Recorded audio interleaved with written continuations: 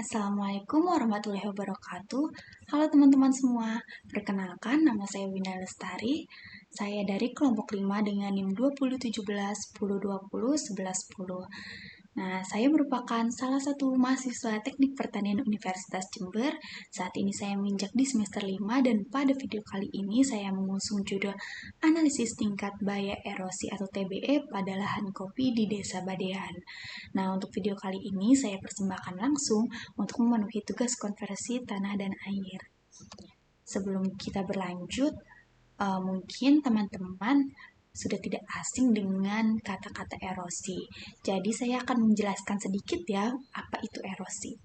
Jadi, erosi atau pengikisan adalah proses terlepasnya partikel batuan dari induknya, sehingga terjadi pengikisan permukaan bumi oleh energi benda-benda yang terangkat, seperti contohnya yaitu air mengalir, kemudian ada es, ada angin, dan gelombang atau arus laut. Nah, kita berlanjut ke tingkat bahaya erosi atau TBE. Teman-teman di sini mungkin sedikit banyak yang tahu apa itu TBE ya. Jadi, TBE merupakan penilaian atau prediksi terhadap besar erosi tanah dan berpotensi bahaya terhadap badan jalan. Nah, TBE ini ditentukan berdasarkan perbandingan antara besarnya laju erosi tanah dan juga erosi tanah yang ditoleransikan. Mungkin juga di sini teman-teman masih bertanya-tanya, kira-kira apa sih metode yang digunakan dalam analisis TBE di Desa Badean ini, khususnya di lokasi pengamatan saya. Nah, jadi untuk metodenya ini kami menggunakan metode Russell atau Revised Universal Soil Loss Equation. Nah, itu merupakan model erosi yang dirancang untuk memprediksi kehilangan tanah tahunan rata-rata dalam kurun waktu yang lama. Jadi, untuk input Russell ini diantaranya itu ada erosivitas hujan atau yang biasa dikenal dengan faktor R, kemudian juga ada erodibilitas tanah, faktor K, kemudian ada kemiringan dan panjang lereng, faktor LS, kemudian juga ada pengolahan tanaman dan konservasi, faktor CP, dan juga ada output laju erosi faktor A. Nah, dari output laju erosi atau faktor A ini didapatkan dari hasil kali keseluruhan faktor-faktor R, K, LS, dan CP. Sehingga apabila teman-teman sudah mendapatkan nilai A, maka teman-teman dapat mengetahui dan dapat mengklasifikasikan kira-kira TBE di lokasi tersebut masuk pada kelas berapa dan pada kategori apa, seperti itu teman-teman. Nah, kemudian selanjutnya saya akan memperkenalkan alat yang digunakan pada pengamatan analisis TBE di Desa Badean. Nah, ini merupakan salah satu alat yang digunakan untuk pengamatan. Alat ini namanya adalah apnea level. Nah, untuk penggunaan apnea level ini bisa dengan cara menembakkan pandangan ke titik yang akan dituju, sehingga ketika akan menembak kita bisa mengatur untuk persentase atau derajat yang ada di mistarnya itu. Nah, mungkin bisa dilihat pula ilustrasi yang telah saya cantumkan di situ, itu kurang lebih untuk cara penggunaan apnea levelnya. Kemudian ada juga salah satu alat lagi yang digunakannya itu adalah roll meter. Nah, saya yakin mungkin teman-teman sudah tahu apa itu roll meter, bagaimana bentuknya, dan bagaimana cara penggunaannya. Kurang lebih mungkin semua teman-teman yang menonton video ini sudah tahu.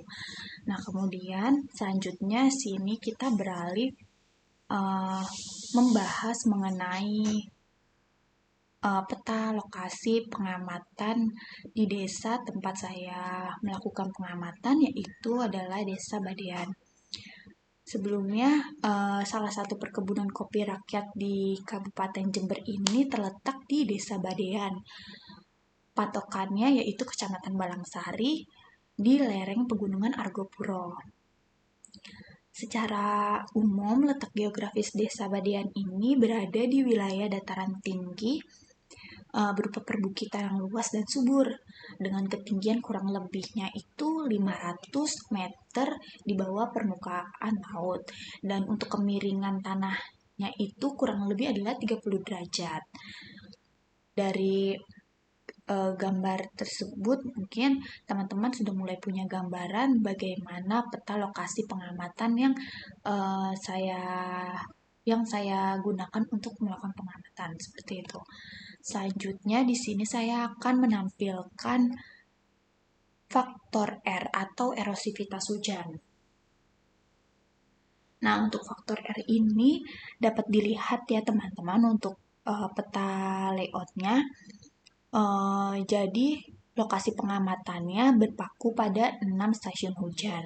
Jadi terdiri dari stasiun hujan Darungan, stasiun hujan Tugusari, Kerincingan, Kelatakan, Dampono, dan Damakam. Nah, pada pengamatan ini data yang diperoleh adalah data dari ke-6 stasiun curah hujan itu untuk menganalisis nilai erosi hujan menggunakan data curah hujan rata-rata bulanan, curah hujan rata-rata harian, dan curah hujan maksimum 24 jam per bulan. Nah, jika dilihat dari legendanya, maka nilai erosivitas hujan tertinggi ada di kisaran nilai 99,65 sampai 106,68 mj/mm per tahun. Jadi, dapat dikatakan bahwasanya semakin tinggi nilai erosi akibat hujan, semakin kuat kemampuan air hujan untuk merusak struktur tanah. Nah, dari nilai erosivitas hujan tertinggi dapat dilihat ini terdapat pada daerah yang diarsir oleh warna ungu. Kemudian selanjutnya kita akan membahas mengenai faktor K. Faktor K atau erodibilitas tanah merupakan faktor yang mempengaruhi terjadinya erosi. Nah, kan erosi tanah ini ditentukan oleh kemampuan tanah untuk menahan kerusakan eksternal dan kemampuan tanah untuk menyerap air. Jadi pada gambar peta interpolasi faktor K ini dapat dilihat di wilayah tersebut terbagi atas dua golongan jenis tanah. Untuk daerah yang berwarna lebih pekat ini menandakan bahwa erodibilitas di daerah tersebut lebih tinggi. Di Desa Badian, erodibilitas tanah paling tinggi ditunjukkan pada rentang nilai 0,15 sampai 0,18, dan ini ternyata tersebar di 90% daerah bagiannya loh. Jadi eh, cukup banyak daerah yang memiliki erodibilitas dengan nilai sebagai berikut. Nah, dari gambar ini maka dapat dikatakan semakin besar nilai erodibilitas tanah suatu daerah, maka kerentanan suatu tanah terhadap erosi akan semakin tinggi pula. Selanjutnya kita akan membahas faktor LS. Dapat dilihat pada tabel faktor LS ini. Jadi sebelumnya faktor LS ini meliputi dua unsur. Yang pertama yaitu unsur kemiringan atau juga faktor L, dan unsur panjang lereng yaitu faktor S, sehingga faktor LS ini bisa dikatakan juga sebagai faktor topografi. Nah, dari tabel ini dapat dilihat bahwasanya nilai faktor kemiringan dan panjang lereng atau LS yang lebih berpotensi terhadap erosi adalah nilai LS pada kriteria S2 24 sampai 45 dengan nilai sebesar 4,70 yang terdapat di kebun 5 dan 4,50 yang terdapat di kebun 6. Sehingga dalam penelitian saya di lokasi tersebut dapat terlihat bahwa semakin besar nilai panjang dan kemiringan lerengnya, maka semakin tinggi pula potensi untuk menimbulkan erosinya. Kemudian selanjutnya kita akan membahas mengenai faktor CP. Untuk faktor CP atau faktor vegetasi dan tindakan konservasi. Nah, dari tabel hasil pengamatan faktor CP ini dapat dilihat bahwa pada lokasi pengamatan saya ini diperoleh data dengan nilai CP tertinggi yaitu jatuh kepada 0,020 dan CP terendahnya yaitu 0,001.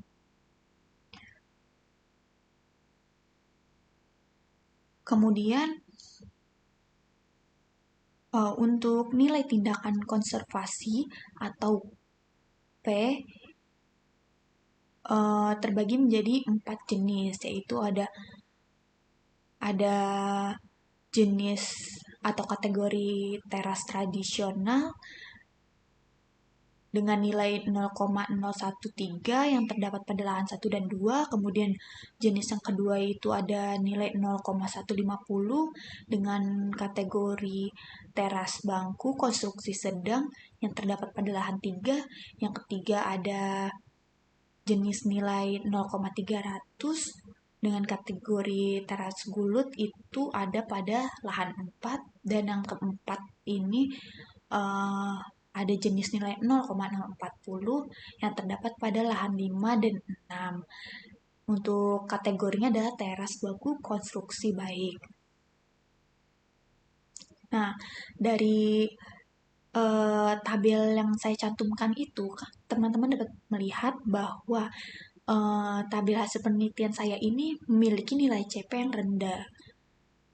Artinya, penggunaan lahan dengan nilai CP yang rendah menunjukkan bahwa vegetasi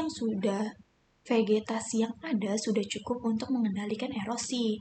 Nah, faktor vegetasi memiliki peran penting dalam mengurangi laju erosi. Kemudian, kita akan membahas faktor A atau yang biasa kita sebut dengan laju erosi. Nah, laju erosi ini dipengaruhi dari faktor-faktor sebelumnya, yaitu faktor R, faktor K, dan faktor LS, dan juga dipengaruhi pula oleh pengelolaan tanaman atau faktor C dan konservasi tanah atau faktor P. Jadi, laju erosi atau faktor A ini meliputi faktor-faktor R, K, LS, dan CP. Dari tabel yang telah saya cantumkan, yaitu hasil pengamatan saya di keenam kebun ini, diperoleh data pengamatan laju erosinya itu dengan rentang nilai dari keenam kebun kopi itu rentangnya adalah 0,025 sampai 0,538 ton per hektar per tahun. Sehingga karena nilainya ini masih 0, dan tidak mencapai angka 1, maka dapat dibilang ini termasuk nilainya kecil, sehingga uh, tingkat laju erosinya juga kecil pula.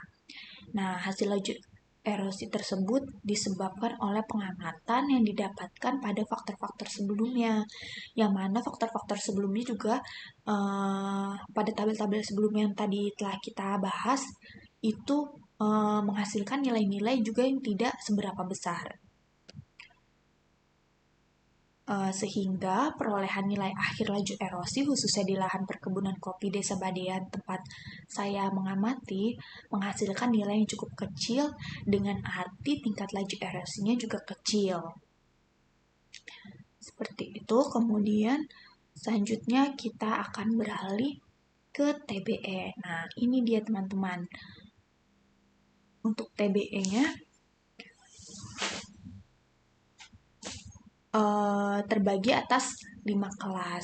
Nah, 5 kelas ini diantaranya untuk kelas 1 itu pada rentan laju erosi 0 sampai 15, untuk keterangannya itu sangat ringan.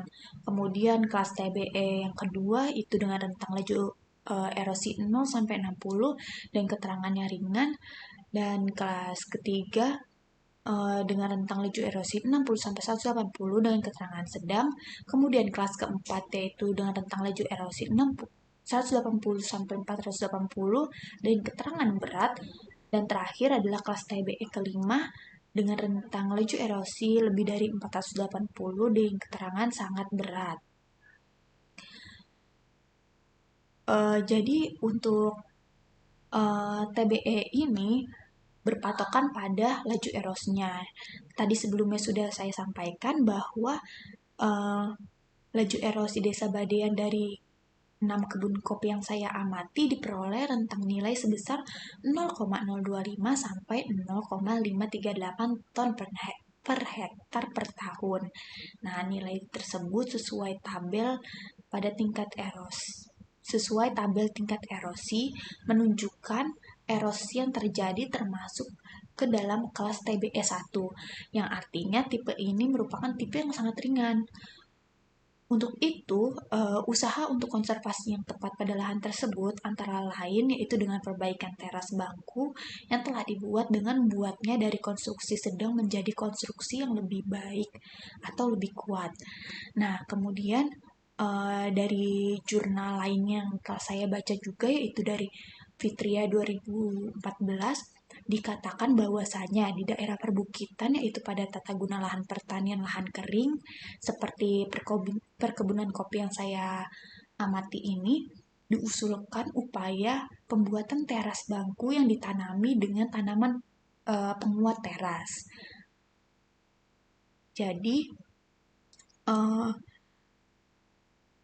setelah diketahui TBE ini, maka untuk kesimpulannya ini nilai erosivitas ini akan semakin tinggi nilainya apabila kemampuan air hujan semakin kuat untuk merusak struktur tanah. Begitupun sebaliknya. Kemudian untuk faktor K tadi menunjukkan bahwa semakin besar nilai erodibilitas tanah suatu daerah, maka kerentanan suatu tanah terhadap erosi juga akan semakin tinggi. Nah, untuk faktor yang LS ini, dalam penelitian yang saya amati, dapat terlihat bahwa semakin besar nilai panjang dan kemiringan lerengnya, maka semakin tinggi pula potensi untuk menimbulkan erosi. Untuk faktor CP, penggunaan lahan dengan nilai CP yang rendah menunjukkan bahwasanya vegetasi yang ada sudah cukup untuk mengendalikan erosi, begitupun sebaliknya. Selanjutnya itu adalah laju erosi. Laju erosi dari pengamatan saya ini terbilang kecil disebabkan oleh pengamatan yang didapatkan pada faktor-faktor sebelumnya juga terbilang kecil. Untuk TBE, untuk TBE di lokasi pengamatan saya termasuk pada kelas 1. Untuk tipenya sangat ringan karena nilai laju erosinya berada di rentang nilai 0 sampai 15 ton hektar per tahun. Nah, tidak lupa seperti yang tadi saya sebutkan bahwa untuk TBE di lokasi pengamatan saya, upayanya itu adalah untuk konservasi yang tepat pada lahan tersebut dengan perbaikan teras bangku yang sudah ada. Jadi, terakhir, saya akan menyampaikan untuk kendala-kendalaan saya pada saat di lapang. Untuk kendalanya yang pertama yaitu lokasinya yang tidak pasti. Jadi pada saat saya dan teman-teman kelompok saya datang ke lokasi perkebunan kopi di Desa Badean, untuk koordinat yang telah disampaikan oleh untuk koordinat telah dibagikan, terdapat koordinat yang sudah bukan lahan kopi. Jadi kendalanya kita harus mencari lagi daerah lahan kopi yang sekiranya bisa kita lakukan pengamatan. Untuk kendala lainnya itu adalah keterbatasan alat sehingga kita harus berganti-gantian untuk setiap kelompok dan sedikit memakan waktu lebih banyak dari yang seharusnya. Mungkin cukup sekian analisis TBE di Desa Badean lokasi pengamatan saya. Kurang dan lebihnya mohon maaf. Wassalamualaikum warahmatullahi wabarakatuh.